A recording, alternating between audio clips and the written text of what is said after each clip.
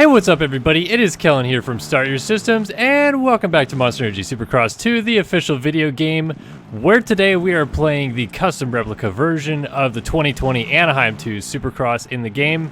Track that I put together after I went to the race this weekend. Last night I guess actually is when I went to the race. It's all blending into one long day after spending basically my entire last night working. When you work at a company like RacerX Online, you tend to get a lot of stuff done in one night of racing, and it's kind of crazy to think that it's basically only one night ago that the race happened.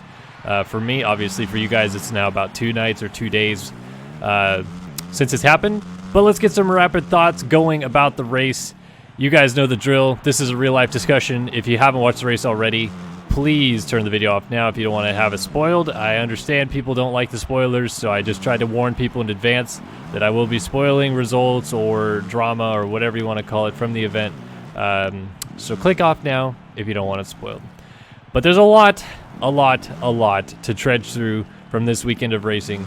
And I think the number one topic you guys are going to want me to talk about is something that I want to wait on for just a second, because seriously, we need to give credit where credit is freaking due.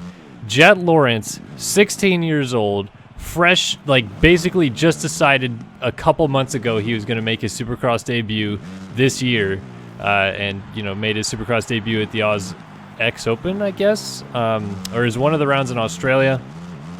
Decided I'm going to have at it in 2020. I'm going to race 250 Supercross West, and to be honest with you, I was a little skeptical of that decision, because I felt like even though he won Monster Cup, it was still a little too early in the grooming stage, if you will. I am clearly dead wrong, and I am so happy I'm dead wrong, because that kid is going to be a stud going forward. Unfortunately, we're not going to be able to see him for a little bit, but the fact that this dude just led 95% of the third 250 Supercross main event of his career is incredible.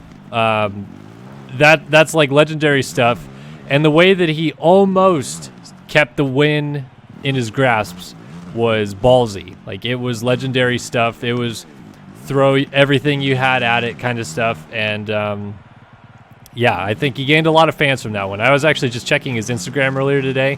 I had checked it a few hours after the race yesterday, and it had like 101,000 followers.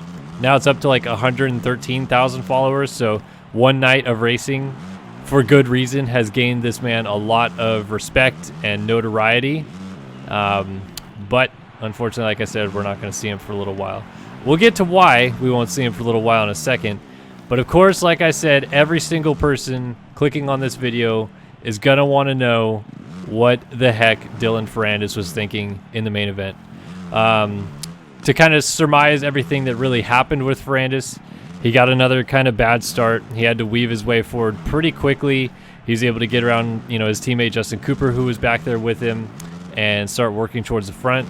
And he passed Austin Forkner pretty quickly. I think it was like a couple laps in, and set sail after Christian Craig, who was in second behind Jet Lawrence, his teammate who was out front pulling away with the lead. And Ferrandis was clearly faster than Christian Craig. Make no bones about it. I'm sorry, Christian, if you felt like you had the speed to run with him, but Ferrandis was definitely going faster than Christian Craig. He was going faster than him in the whoops. He was going faster than him in the turns. He was going faster than him every single lap until he caught him. And he would have passed him easily, no problem, if he waited 2 corners more, a corner more maybe. But no, this corner that I'm going through right here, he decided that was it. He's not waiting any second longer to try to stick behind Christian Craig. He wants to go after the win. Now, before I talk through the crash a little bit, I'll lead in with this, as there's a good reason why he probably was so desperate. It is a short series. He finished 12th last week. He knows he needs to go and win this main event. Like, if he wants his championship hopes to stay alive, with Austin Forkner being up front as he saw, with Justin Cooper being near the front as he saw, he needed to maximize points. Is the series a little bit longer than it used to be? Yeah, but it's still 9 rounds, I guess. 10 rounds if you include the 2 showdowns. It's not a lot of races to get all those points back that he lost by finishing 12th last week in St. Louis. So I think he was a little desperate, and I think that contributed to why he decided to come over the finish line, scrub it down, send it down the inside of Christian Craig, who used the outside berm to kind of slingshot across the start straight. And there's no other way to say it, folks. He absolutely plowed Christian Craig. He came from pretty far back.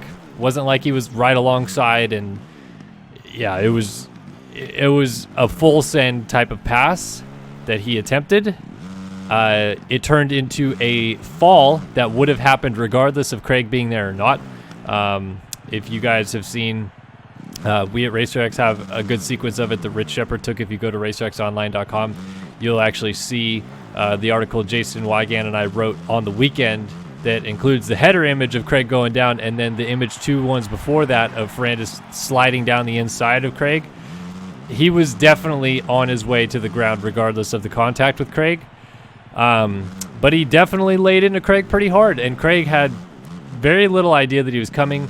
I heard an interview with Lewis Phillips of MX Vice that Craig said he knew he was there. He just didn't think he would send it that far down the inside. Like, he thought that he still would at least give him just like the decency to have some room on the outside there. But he didn't. He, chopped off every single inch of line that Christian Craig would have had.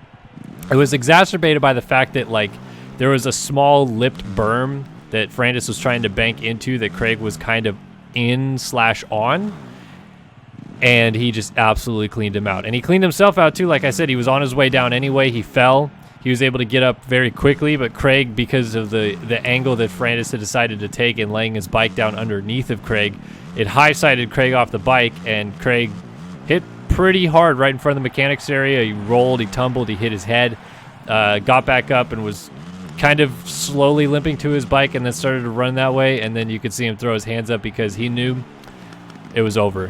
His bike was tattered pretty bad. His bars were, the left side of his handlebars were bent down along the side of the fork, and he got back on the bike, rolled into the pits, and then just put his head down and was just like, why me? Like, why? That's what I said too. Why? I don't get it, right? I don't get why Dylan Ferrandis thought that was the time he needed to make the pass. He was making up so much time on every other spot of the track. Like, the whoops, he was making up like a second a lap, I would say. And yeah, that was waiting a whole extra lap, I guess, to pass Craig in the whoops. But he was faster in the first 2 rhythm sections anyway. He would have been able to find a way to come down the inside and make a smooth, albeit probably aggressive pass, because Craig is a little difficult to pass on occasion, and smooth his way right into second place and set sail after Lawrence, and probably just straight up catch up for the win anyway, because Lawrence, as we saw, got tired late. But no, he decided he needed to pass Christian Craig right there. Now, it was dirty. It was way too early in the race. I think it was a pretty unacceptable pass. But I don't think, and this is where people disagree, I don't think it was penalty worthy, for the simple fact that he didn't just like throw his bike at Christian Craig. This wasn't Mike Alessi on Brock Tickle in 2014 where it was like dump the clutch and just absolutely let go of the bike and send it into him. This isn't Damon Bradshaw on Jeff Matasevich at the Paris Supercross or whatever that was in 1991, where he just laid off the back of the bike and goes through the bike into the side of him. So the reason why I'm okay with it not being, like a docking of positions or taking the win away, etc., is because if you start doing things like that, if you just say, well, Ferrandis' pass is well over the line, we're going to take his win away, we're going to dock all these points, then the next time you have a aggressive block pass that takes someone out or maybe takes 2 riders out, it's just going to be a wormhole of death for these teams to go to the AMA truck and be like, well, we have evidence right here of the exact same thing, Ferrandis, taking out Craig, and he was docked the win, so I think that you should take the win away from whoever the hell just cleaned out whoever, because that was over the line and needs to be penalized. And that's why I always say that setting a precedent in the rules is almost a bad thing in some senses, because you're establishing a groundwork or a framework that teams can protest and actually have evidence to draw upon. So that's why I'm okay with him not getting the win stripped or being penalized points, because then we're getting into a gray area. So I absolutely think he deserves a penalty of some kind, and he did. He's put on 12-month probation, which means that if he were to do something dirty again, he could face fines. He could face suspension if it's over the line once again. Probation is always like this, hey, you've been warned. If you do it again, you're getting the slap on the wrist that you deserve type of thing. Ferrandis actually was initially given a $3,000 fine that was then rescinded and said if he does it again, the $3,000 fine will stick. So, yeah, he did get a penalty. He does have to kind of watch himself a little bit more. But taking the win away there would have opened up a can of worms. I don't think that FIM and Feld and AMA really wanted to go down. And I think, it's a fair reason to assume that that's, a good landing point of saying, like, well, it is an over-the-line pass, but we have to draw, like, a line in the sand between someone maliciously attacking someone or someone, like, because of chance taking someone out aggressively. Now, I don't think he was mad at Christian Craig. I don't think he was trying to just absolutely clean Christian Craig out. I think in the end, this was an accident when all is said and done. But Ferrandis absolutely owns and must accept all responsibility for everything that happened in that instance. Christian Craig leaving the door open is not an invitation to take up every single inch of the track and slide your bike underneath his wheels and take him out and take yourself out in the process. Like, the golden rule with block passes is if you're going to do it and you're going to put someone on the ground, you damn well better be sure you're not going on the ground too, or else you just look like a complete buffoon. So, I was relatively okay with Marvin Musquin's pass on Eli Tomac in 2018 Foxborough, and people didn't really like me for that opinion. I'm not okay with this.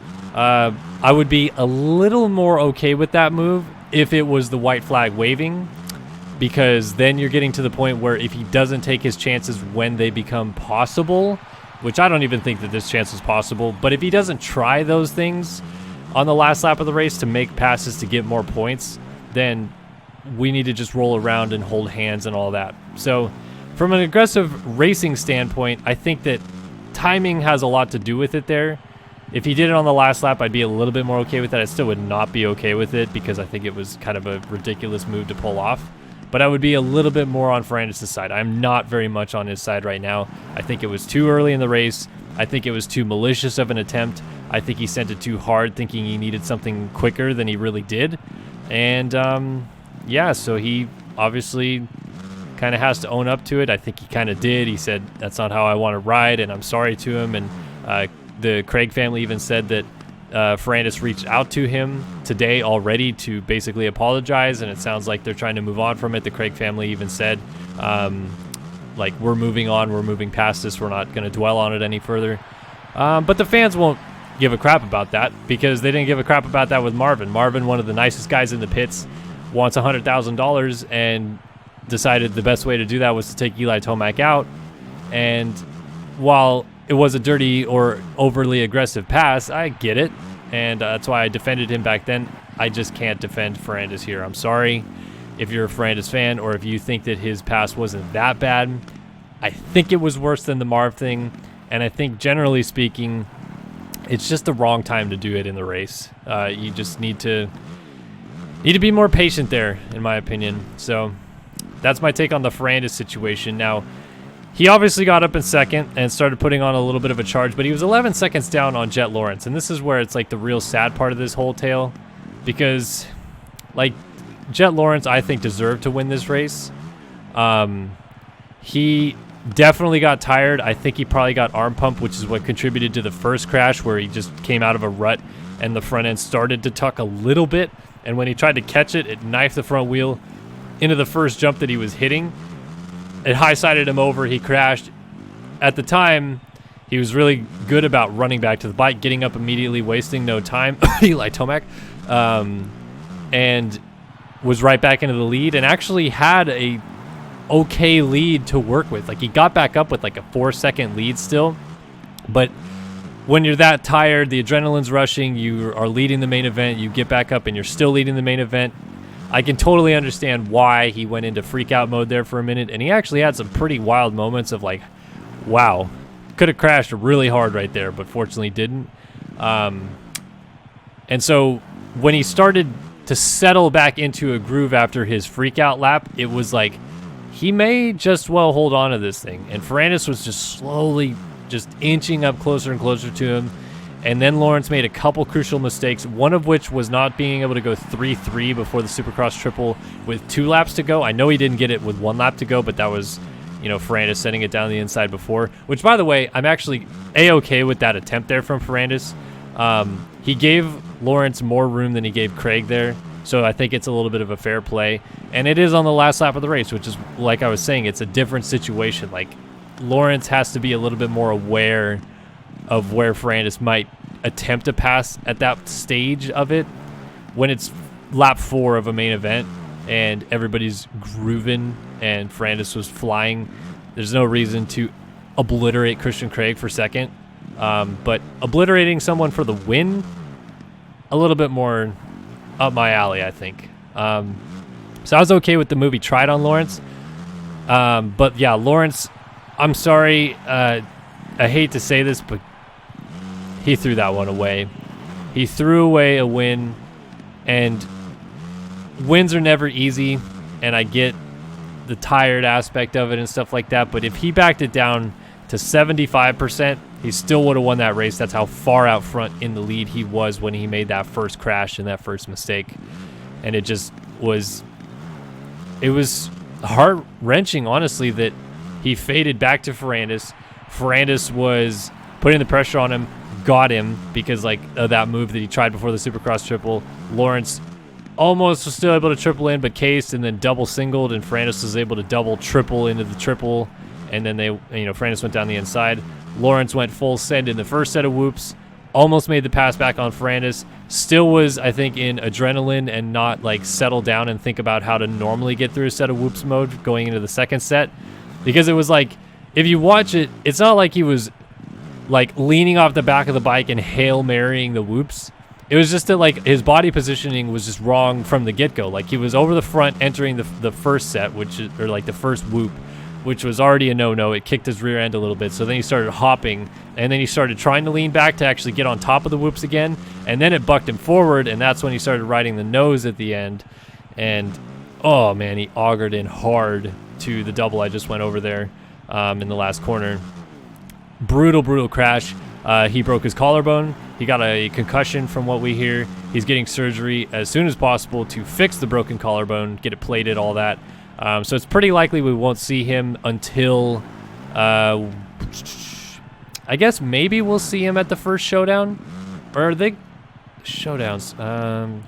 Round 9's a showdown? We could see him back for that. If we don't see him back for that, we'll definitely see him back before the end of the season. I just don't think that he'll necessarily come back and be as strong as he was last night. But, yeah, that was incredible. And it actually brings up an interesting talking point with his crash that someone brought up to me. A gentleman by the name of Ryder, who's actually going to help out, I think, with building some tracks in this game for me moving forward. So kudos to him. He was saying how both of these sets of whoops are guilty of this, where they build a gnarly set of whoops and then it leads into a jump that is actually kind of like hard to do. Like it's not like it's just like whoops into an easy, quick little double at the end or anything like that. Like the double that Lawrence crashed into isn't really a hard jump, but the Supercross triple, a couple of guys for sure got sketchy in the whoops and then struggled to seat bounce the triple or something like that. And what Ryder was saying, which I kind of agree with, is that when you build a set like that where they have to like almost Hail Mary the whoops and stay as straight as an arrow as possible so they can get these jumps at the end, it sets them up in a precarious situation that they're not used to when going through whoops, where they have to ride them a little bit different, maybe a little bit more aggressive than they'd hoped, just to make sure they get enough speed for said jump. And we've seen it, like Chad Reed was an instance back in 2014, I think, when he hit Ken Roczen's rear wheel and plowed into a jump in San Diego. Yeah, I think that was 2013. That was, I'm losing my years. 14 that happened. But the same thing, set of whoops into a jump that it wasn't necessarily Hail Mary, but again, a jump right after a set of whoops that you have to hit and if you flub the whoops, it's a disaster. So he had to keep sending it. He couldn't back down in the whoops, and ultimately it bit Chad. It's bit Jet Lawrence. No more Jet Lawrence for the first half of the season here, which is a bummer. But I kind of have to sympathize here a bit with the Feld track crew and Dirtworks, because they don't seem to have like endless ideas anyway.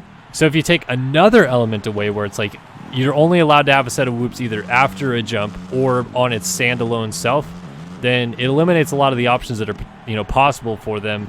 And it's also a situation that I haven't actually ever heard riders like complain about, like, oh god, the whoops leading into this jump is super dangerous and sketchy. Why do they make it do this? Because in general, whoops are tough across the board. It doesn't matter if you leave them in a flat pad by themselves like they were at Seattle last year, or if you have jumps after them like this round at Anaheim 2 this year. They're always going to be tough, and they're always going to be a tricky obstacle for guys to get through. And usually speaking, they're going to be the one that bites guys the most. So while it is unfortunate Lawrence got hurt, and I do kind of agree here with Ryder about what they could fix to maybe make it a little bit better, I think it's almost one of those things where we just have to like accept the fact that Supercross is dangerous, and we could fix something like that, but ultimately it may not actually change a lot. We may save one guy from augering in like Jet Lawrence did, but the reality is guys still auger in hard in the whoops, and if you make a long set of whoops, it's more likely they're going to auger in because they're losing speed from whoop 1 to whoop 9 anyway. And if it's a 15 set of whoops, they're going to be almost dead by the end of it. And yeah, so like the only solution, I guess, would be short sets of whoops, but even that doesn't work. So again, it's kind of like a damned if you do, damned if you don't. You have to leave the options available on the track for them to build something unique that riders are challenged with. But I get it too. Like, it was a little bit of a dangerous thing where, Lawrence just had the one weirdest thing go wrong where he clipped the last whoop and rode a nose wheelie for like a country mile and augered in. That doesn't happen every race, and that's not something that we can like depend on seeing every week. But it has happened before. I've seen Kevin Windham case stuff and auger in by riding the nose for a long time. Cooper Webb cased something back in 2013 at Oakland, I think it was, and nosed all the way off the track and into the concrete. So it happens, but for Lawrence's sake, that's just a bummer. Championship-wise in the 250 class, Justin Cooper was able to get second on a night that he was probably fifth best, maybe, and really was able to salvage some good points there, so he's still the points leader. Ferrandis now obviously moves to second because Austin Faulkner also yard sailed in the whoops that Jet Lawrence crashed in. Appeared to kind of jack up his lower back a little bit, but it sounds like he's okay. It just was like a stinger. So yeah, this 250 class is blown wide open, and there's a reason why I focused so heavily on it today. People obviously wanted to hear more about the Ferrandis incident and just in general a crazy main event. By the time the 450 main event had started, I still hadn't fully really caught my breath from everything that happened in the 250 main. So the fact that the 450 main ended up being kind of boring was almost like a bit of a nice fresh breath of nice cold Anaheim air, because I still couldn't really believe everything in the 250 main, so the 450 main settling in and being kind of a snooze was okay for me. But Eli Tomac rode great, and that's the Eli Tomac we've expected to see. Ken Roczen finishing second takes over the points lead. Justin Barcia had an off night. He didn't look good all day. He didn't like rev the bike out insanely in practice, and you could kind of tell he just wasn't feeling the track. I feel like Zach Osborne deserves a ton of credit, because that man's was awful in the whoops all day long. Terrible, terrible, terrible. He was on the Fly Racing radio show in the pits and said, "I'm terrible in the whoops." And then he got the whole shot in the heat race, and he was very clearly terrible in the whoops and went all the way back to 9th. And then started semi-decently in the main, was up front, and it was like, oh boy. If he starts up here and ends up somewhere in like 15th, it's going to be a disaster. But he like totally figured it out. He started jumping one set. He started skimming another set in a good spot. And by about halfway, it seemed like he had found his groove, because he started pulling away from the Anderson-Cianciarulo battle of the death and working towards Cooper Webb, who was in that battle of the death but had since established himself in third. Osborne started going after him, almost caught him at one point, and then Webb was like, wait a minute, I'm the defending champion, I need to finish on the podium, and kind of lit up the charts towards the end of the race, almost caught Roczen. So it was a bit of like a cat and mouse race. The best battle for sure was the Anderson, Cianciarulo, Osborne, and Webb battle from like lap 5 to lap 14-ish or so. They were just going after each other, and it was great. You have to feel for a guy like Blake Baggett, who started up front, had momentarily taken the lead, and then just had a silly little slip/high side moment that caused him to go down. He went all the way to basically the back of the pack and had to charge forward again. Just stuff like that. It's kind of like the championship killer stuff for Baggett every year, where it's like, yes, he's good. He's gonna click off consistent podiums, and we're just gonna have a grand old time. And then he does stuff like that, and you're like, what? How? What happened? Doesn't make any sense. So, yeah. But like I said, the 450s were relatively uneventful. Tomac taking the win, dominating fashion. Basically, it said he left the bike the same from round 2 to round 3 and was able to kind of like almost adjust his riding style better around that. And, you know, came in here obviously guns blazing. So Tomac's looking pretty good moving forward. He was my championship pick coming into the season. I'm still staying aboard that train, although I would absolutely love to see drama continue to unfold. 3 winners in both classes through 3 rounds. Could we make it a 4th this weekend? I mean, come on. Could we get gosh, I don't know who could win a 250 main event at this point. How about Craig? Let's have Craig have a redemption weekend. He gets a start. He cleans Ferrandis out halfway through the main event. Ferrandis gets up and weeps his way to a 3rd or something like that. And Craig gets his first win since 2015. I think that'd be sweet. Or 2015? Yeah, 15? Or 16 maybe? That would be sweet. And then 450s, gosh. Who could win that hasn't? Cianciarulo? Wow, that was very similar to what Jet Lawrence did right there. That was actually kind of interesting. Rode the nose and then yard sailed. Cianciarulo wins Glendale this week. It'd be kind of cool. Maybe Blake Baggett. Baggett was good at Glendale last year. Jason Anderson. I still think this 450 class is pretty wide open. Just because Eli Tomac had found his groove at this round doesn't mean it's going to carry into next week. If we've learned anything from Eli Tomac, is that nothing is guaranteed in the life and times of Eli Tomac. So yeah, very interesting 250 main event, which is why, of course, I spent most of the time talking about it in this video. But I'd love to hear your guys' thoughts and opinions. Obviously, this Ferrandis thing is a hot topic. Some of you may not agree with what I have to say about it.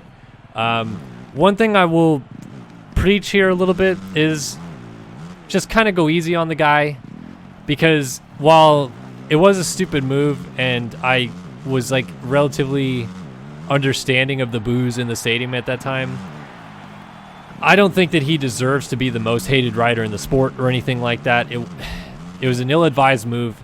I think he'll learn from it and move on from his mistakes.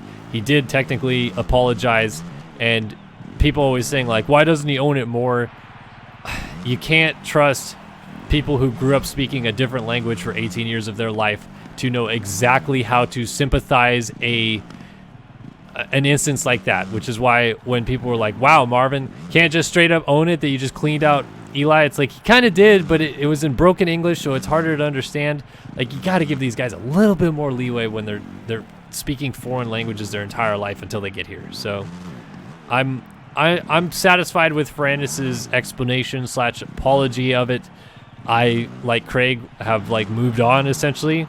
I think drama-wise, it's great moving forward, because if they get together on the track again, it's going to be like, oh boy, what are we about to see here, you know? But I also do think that we just got to kind of give some leeway here. So yeah, thoughts and opinions, musings from the weekend at Anaheim 2. Hope you guys enjoyed this video and little thoughts on everything from the weekend. And again, hit the comment section below. Would love to chat with you guys and hear everything you guys have to talk about and what we can talk about moving forward in the series. So thanks again for watching. Appreciate it as always. And I'll see you guys in the next one. So long for now.